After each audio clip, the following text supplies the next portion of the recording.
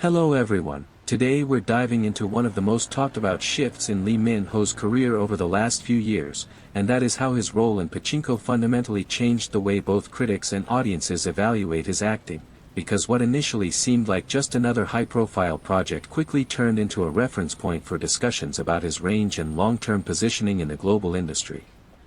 When Pachinko premiered on Apple TV+, early reactions across platforms like Reddit and international drama forums focused heavily on casting, with many users expressing skepticism about whether Lee Min-ho could convincingly portray a morally ambiguous character like Ko Han-soo, especially given his long-standing association with romantic leads and composed, almost idealized personas.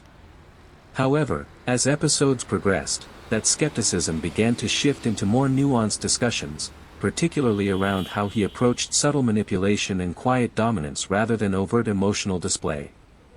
What stands out in these discussions is how frequently viewers pointed out his use of restraint, especially in scenes where tension is built not through dialogue, but through silence and body language, which contrasts sharply with the more expressive acting style often expected in mainstream Korean dramas.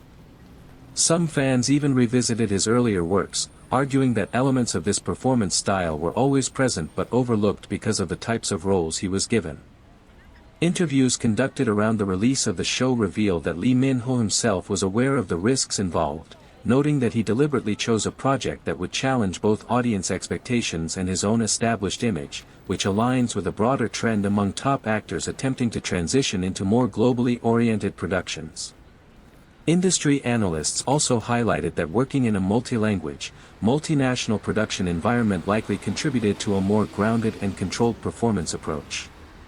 At the same time, not all reactions were universally positive, as some viewers argued that his portrayal still leaned too heavily on charisma rather than transformation, suggesting that while Pachinko expanded his perceived range, it did not completely redefine it.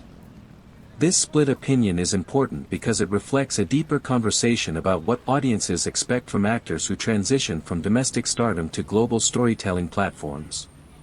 So the real question becomes whether Pachinko represents a turning point that will influence his future project choices, or if it will remain an isolated example of what happens when a familiar actor is placed in an unfamiliar narrative framework, and more importantly, whether audiences are ready to fully accept that evolution.